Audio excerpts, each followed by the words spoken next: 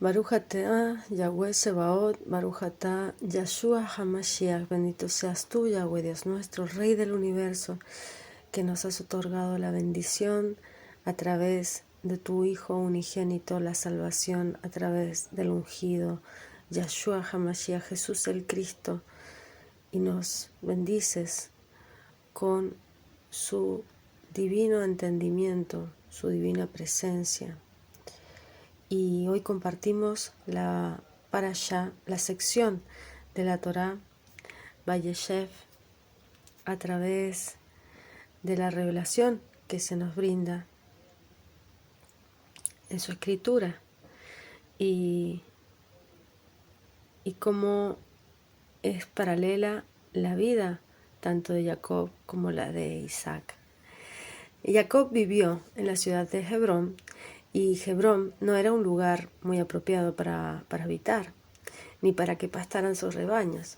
Jacob residía allí por una razón distinta. Él quería continuar la obra de su padre Yitzhak.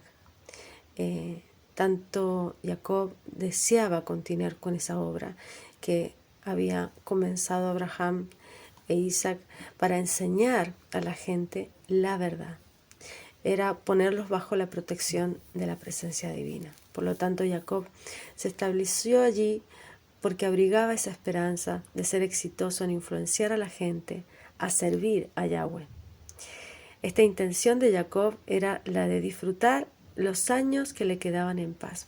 Porque esta parashá comienza con se sentó, habitó, quería estar tranquilo, quería años de paz. Yahweh dice que un sadik no puede aspirar a una vida muy tranquila, porque Yahweh le pregunta, ¿no? Dice, ¿que acaso no estás satisfecho con la recompensa que tendrás en el mundo por venir, que también quieres disfrutar de una vida tranquila aquí? Entonces por eso Yahweh envía a Jacob estos obstáculos, estas desgracias, que él las ve como algo terrible, pero en realidad son una transformación, son obstáculos para él poder perfeccionarse y entender que no debe esperar el mundo venidero en este mundo, sino que ese mundo es el mundo por venir. Y aquí somos extranjeros en esta tierra, somos peregrinos. Y no se nos debe olvidar eso. Y por eso Yahweh siempre nos genera o nos coloca incomodidades, empezando por nuestro propio cuerpo, que es una incomodidad porque debemos alimentarlo, debemos vestirlo, debemos darle una casa, darle un lugar, darle alimento. Entonces todas esas incomodidades nos hacen que recordemos que llegará un momento en que todo eso terminará y podremos estar en la verdadera presencia de Dios, a través de su presencia vivir ese mundo venidero. Yosef era el favorito de Jacob, por encima de los otros 12 hijos, y porque era hijo de Rachel, que era la esposa por la que él había padecido todo ese servicio, esa servidumbre a Labán, el padre de Rachel, y por la cual él había tenido que pasar por todas esas circunstancias de trabajo. También era un hijo muy especial, porque era un hijo dado después de una promesa y después de una oración profunda, porque él pidió y Raquel pidió mucho por ser madre, ¿no? En combinación, este hijo era, Joseph era una combinación ¿de qué? De todas las cualidades más sobresalientes de cada una de las otras 11 tribus, de sus 11 hermanos. Por lo tanto, poseía la grandeza de cumplir como primogénito, como Rubén, de tener la nobleza innata que parecía distinguirlo para la realeza, como Judá, profetizar como Leí, poseía también la sabiduría de Isaacar, o sea, tenía todas las cualidades de sus otros 11 hermanos en él. Y en Yosef, Jacob veía veía esa continuidad de él mismo. Y no solamente en su aspecto físico, sino también en que sus vidas vemos un gran paralelismo. Por ejemplo, Jacob nació circunciso, Yosef también. La madre de Jacob fue estéril, la madre de Yosef también. Los sabios dicen que ambos hijos fueron el resultado de un milagro. Dice, el hermano de Jacob lo odiaba, los hermanos de Yosef lo odiaban. El hermano de Jacob lo intentó matar, los hermanos de Yosef lo intentaron matar. Jacob se hizo rico, Yosef se hizo rico. Por lo tanto, Yahweh protegía tanto a Jacob como a Yosef, y de una manera milagrosa se mostraba a ellos. Porque aún en la persecución, aún en la desventaja, aún en la esclavitud y en la miseria, ellos hubiesen quedado en la pobreza, pero sin embargo aún ahí estaba la Shejina protegiéndolos. Recién después de salir de Eretz Israel, se casó Jacob y tuvo hijos en el extranjero. Lo mismo le pasó a Yosef. Por lo tanto, esta prueba que pasaron muestra la proximidad de la Shejina tanto en Jacob como en Yosef. Si bien la presencia divina, la Shejina, reside en la tierra de Israel, en Eretz Israel, ambos eran tan grandes para Yahweh que los acompañaba aún fuera de la tierra de Israel y les daba hijos para que fueran los fundadores del pueblo judío. Tanto Jacob como Yosef fueron acompañados por ángeles. Y esta afirmación habla de que los dos grupos de ángeles que recibieron a Jacob cuando volvió a la Eretz Israel, y también los 3 ángeles que recibieron a Yosef camino a Shechem, que le indicaron dónde estaban sus hermanos. Jacob fue bendecido en un sueño, el sueño profético de la escalera, que anunciaba su propia grandeza futura, ¿no? Una gran grandeza futura. Y Yosef también se consagró en sueños porque interpretó el sueño del faraón y también recibió sueños en esa consagración que hablaba de que él estaba rodeado de las 11 estrellas, el sol y la luna, que se rendían a sus pies. Esto demuestra que Yahweh realiza milagros por ellos y les da revelación. ¿Para qué? Para que se eleven, para que se engrandezcan, para que tengan entendimiento. Otra característica que es paralela en ambos es que el suegro de Jacob, Labán, fue bendecido a raíz de él, al igual que Potifar fue bendecido, el suegro de Yosef, cuando ingresó en su hogar. Jacob y Yosef fueron tan grandiosos que hasta los malvados fueron bendecidos cuando estos justos residían entre ellos. Jacob viajó a Egipto, Yosef viajó a Egipto. Por su santidad, la presencia divina los acompañó hasta cuando viajaron a un país tan corrupto como Egipto. Jacob hizo que sus hijos prometieran sacar sus restos de Egipto y Yosef hizo lo mismo que prometieran sus hermanos después de su deceso, ¿no? Ambos murieron en Egipto. Eso también es una señal de grandeza, porque eran tan justos que al morir fuera de Eretz Israel, la Shejina yacía sobre ellos aún como si hubieran vivido en la misma tierra de Israel. Jacob amó a Yosef, porque había visto a través de una profecía que Yosef estaba destinado a ser un gran ser. Sobre todo Jacob amó a Yosef por los conocimientos de Torah, porque Jacob brindó educación a todos sus hijos en Torah, a los 12, y se esforzó en los 12 en criarlos como justos, pero en Yosef le impartió el conocimiento profundo, los secretos, y le reveló estos secretos que no había revelado a nadie. Además le transmitió todas las halajot, todas las leyes que había estudiado en la yeshiva de Shem y de Eber. Yosef luego repetía estas halajot que había aprendido de su padre, pero los secretos se los guardaba para sí. Jacob diferenció a su hijo Yosef, el estudioso, de los demás. ¿Y cómo lo diferenció? Con esta vestimenta especial de mangas largas, en delicada seda. Estas mangas indicaban a sus hermanos que Yosef estaba exento de realizar trabajos manuales. Esta vestimenta son las palabras de la Torá y son la nueva alma, el alma adicional, la Neshama. De esto aprendemos que debemos tener cuidado al privilegiar a un hijo por encima de otro. Y debemos tener ese cuidado porque por culpa de este valor, lo cual Jacob hizo con esta vestimenta especial para Yosef, sus hermanos despertaron celos terribles que generaron el deseo de matar a su propio hermano. Lo odiaron. Como consecuencia directa, todos tuvieron que descender a Egipto. Por lo tanto, primero los padres no deben generar esto en sus hijos, pero después también muestra cómo el lado de la impureza se revela contra la pureza cuando es revelada, cuando es mostrada de esta manera. Una vez en Egipto, Yosef tuvo que pasar por muchas pruebas también y se encontró en la situación de total falta de libertad. Se encontró en la misma cárcel de Egipto. Ya siendo esclavo, tuvo que padecer el estar en la peor situación dentro de un país, de otro lugar, de un sitio extranjero.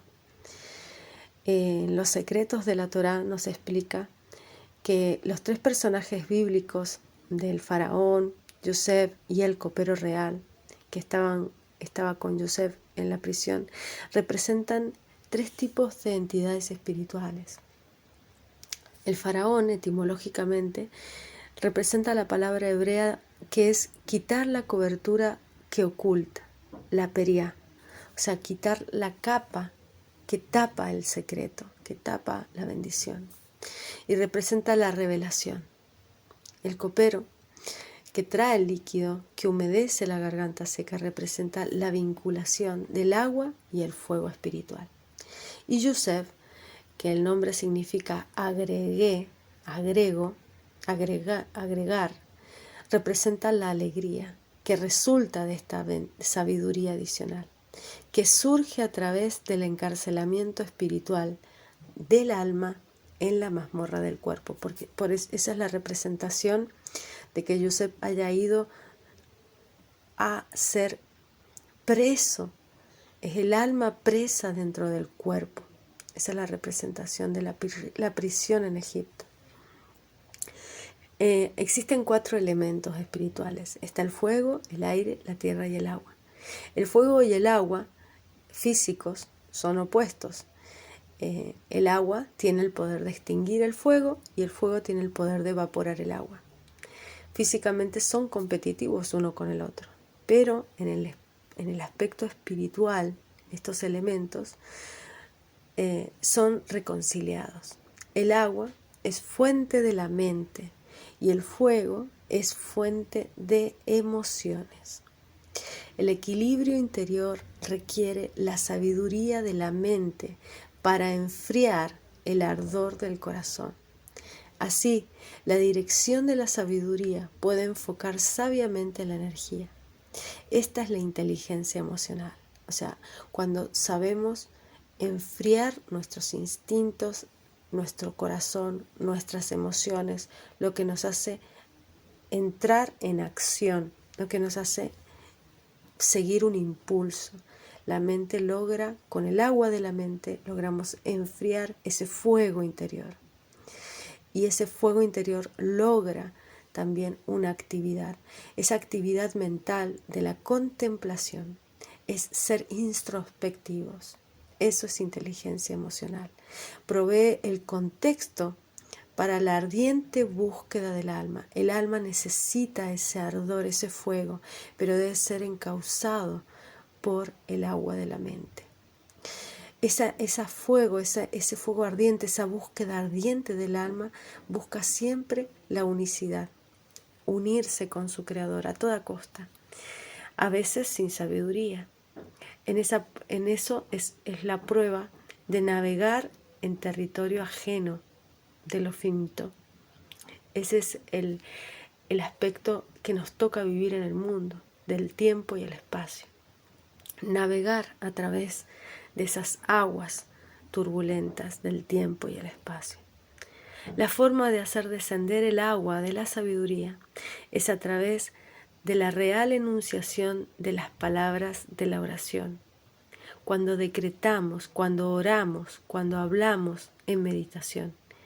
Es esa plegaria meditativa, no es solamente una oración repetitiva y sin sentido, sino es una plegaria meditativa, es una oración en la que vamos siendo cada vez más introspectivos y entendiendo más nuestra razón, nuestra intención en el mundo y nuestra acción también en el mundo a través de la palabra más elevada.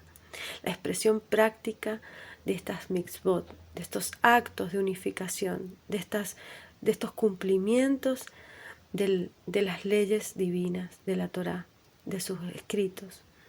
Por lo tanto, estos actos de unificación están prescritos por la Torá, están escritos allí. Es lo que nos expresa de forma práctica cómo debemos vivir y de qué manera y cuáles cosas son correctas y cuáles son incorrectas, cuáles nos acercan al Creador y cuáles nos alejan. Este conducto trae este líquido espiritual, estas aguas de vida para la ardiente sed del alma. El resultado es el descubrimiento de nuestra existencialidad. Es esta autorrevelación, el faraón. Es el resultado de la búsqueda espiritual y las aparentes adversidades que por ella surge el cuerpo. En esas aparentes adversidades que nos muestran que hay algo más allá de solamente el sufrimiento de nuestro cuerpo, de nuestro ego, de nuestra vanidad. Es ese resultado final en éxtasis, es el éxtasis, es la alegría de la nueva sabiduría. Ese éxtasis es Yosef, es la alegría de la nueva sabiduría, es el entendimiento, la comprensión. Sabiduría que de otra manera no podríamos obtener si no fuera por esas adversidades. Solo la obtenemos a través de esa búsqueda humana que es común a todos los seres humanos. Estos tres elementos existen en todos nosotros. Necesitamos esta búsqueda del significado de nuestra vida. Es el elemento de Yosef, buscando metas, buscando la verdad y a través de esa búsqueda encontrando la sabiduría en alegría y en sabiduría, porque la alegría es producida por la sabiduría. La alegría es Shimha, que es un anagrama de Mashiach. Shimha y Mashiach llevan las mismas letras.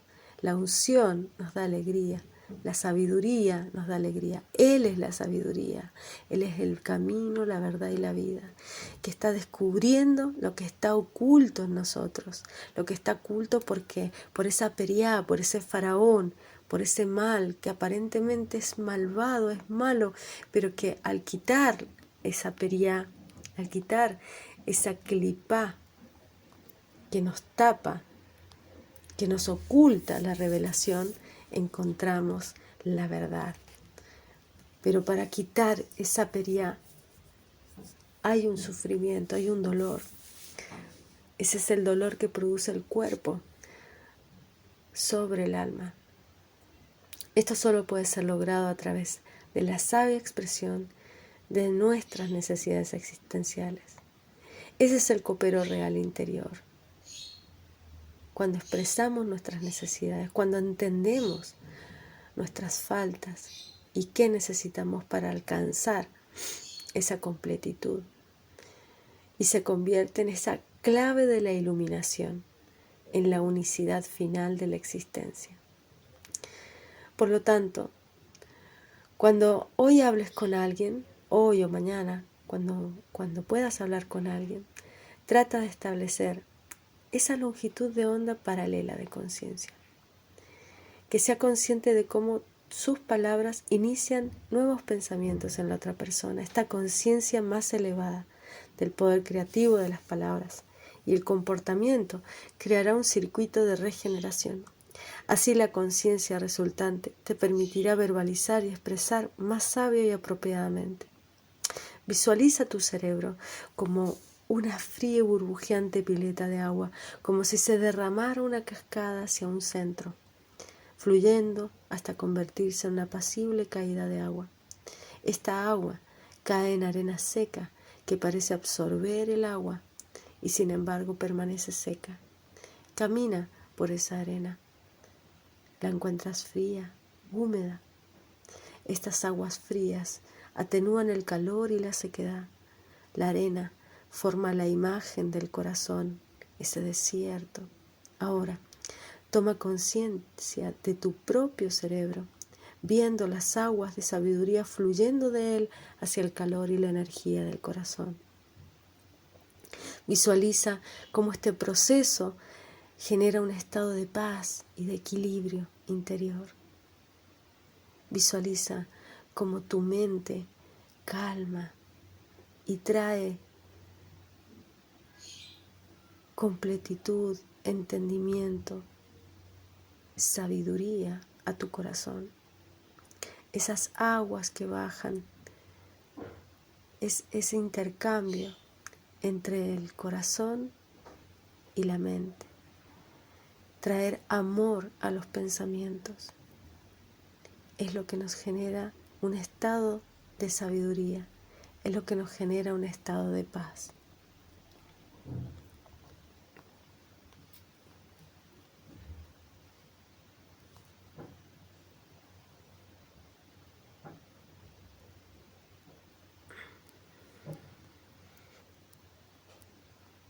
Cuando los hermanos planean matar a Yosef, Rubén, el mayor, hizo un valiente esfuerzo para salvar la vida de Yosef. Sugirió que lo arrojaran a un pozo. Esto hace que la intención de Rubén fuera en realidad salvar a Yosef de sus hermanos y traerlo de regreso a su padre. Pero el destino tenía un plan diferente, el Creador tenía un plan diferente. Por lo tanto, los hermanos venden como esclavo a Yosef, a los ismaelitas. Y cuando vuelve a rescatarlo, el niño ya no estaba en el pozo. Y él rasgó sus vestiduras, triste. Rubén no estaba. Y esto nos hace pensar que en cierta forma abandonó a Yosef en el pozo para ir a ocuparse de otra cosa, de su propio malestar, de su propia pena, su propio arrepentimiento de sus pecados, en vez de ocuparse de lo más importante en ese momento, que era rescatar al niño en el pozo. Por lo tanto, ese niño, esa alma es vendida en ese momento. Es tirada en ese pozo infesto de serpientes y de escorpiones en el desierto. Y es vendida como un esclavo. Esa es la representación del viaje de nuestra alma en este mundo. Cómo hemos sido vendidos y cómo debemos ser rescatados. Y cómo a pesar, en todas esas circunstancias terribles que pasó Yosef en ese momento, siempre se mantuvo la presencia divina con él. Encima, cuando llega a Egipto, Yosef es encarcelado por falsos cargos. Y esto hace interpretar también los sueños del faraón. Y eso también lo hace convertirse en virrey de Egipto. O sea que, a pesar de todo el mal que él tuvo que padecer en lo más profundo de la oscuridad, logró surgir a lo más elevado. Entonces él encuentra esto, encuentra que un camino de salvación, porque vendría una hambruna a Egipto y también a todas las tierras de Israel. Y a pesar de ello, Él encuentra un camino de salvación para todos su pueblo, para toda su familia y para todo Egipto. Y esto nos muestra cómo un justo bendice con su sola presencia. Y de esa manera logra traer a toda su familia y rescatar a toda su familia de la hambruna. Así es como todo el pueblo de Israel se convierte en esclavo en Egipto. Comienza con Yosef, extraído del pozo y vendido a los egipcios. Rubén en ese momento decidió ocuparse de otra cosa, de hacer su propio arrepentimiento. Pero no se dio cuenta que de esa manera generó todo el exilio egipcio. Debemos aprender qué es lo importante.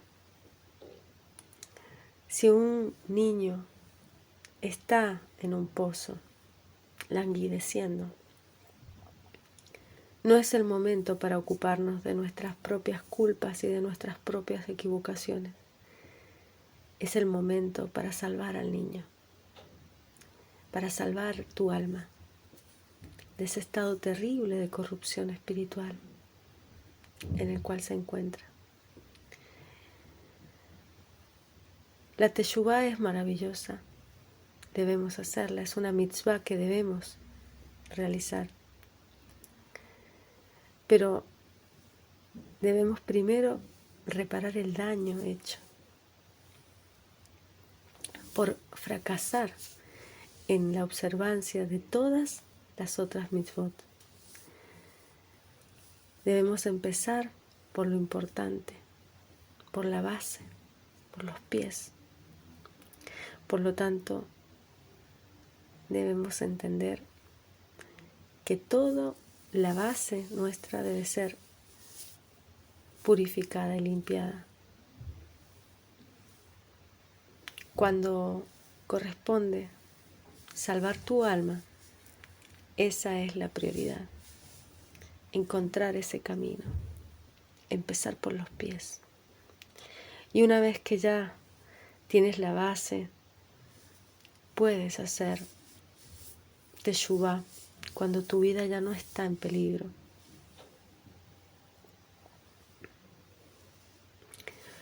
Cuando una vida está en peligro, aún la teshuvá debe esperar, todo debe esperar.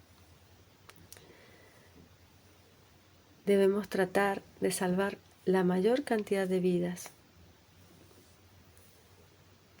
físicamente primero y espiritualmente después, porque mientras hay vida hay esperanza y siempre hay tiempo para hacer teshuvá. Debemos rescatarnos primero del pozo físico en el que estamos, limpiar nuestros cuerpos físicos de toda contaminación que pueda generarse desde el enemigo de las almas. Y después limpiar nuestros pozos espirituales. Y entonces puede bajar la presencia divina, la Shejina, a habitar con nosotros. Y este es el entendimiento que nos transmite ese pozo infesto de serpientes y escorpiones donde tiraron a Yosef, sus hermanos.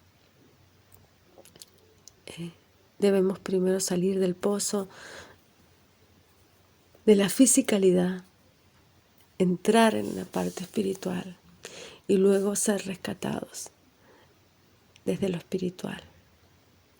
Es un camino que empieza por los pies, así como vemos los pies de nuestro Creador avanzar por todas las aguas, por todas las gentes, por los mares tempestuosos y apaciguarlos. Esas son las multitudes que no entienden, que siguen confusas. y ese entendimiento que transmitimos en nuestro estudio constante, llenando nuestros pozos de agua viva, de la palabra de nuestro Creador, que es lo único que nos mantendrá a flote por encima de las aguas. Shalom.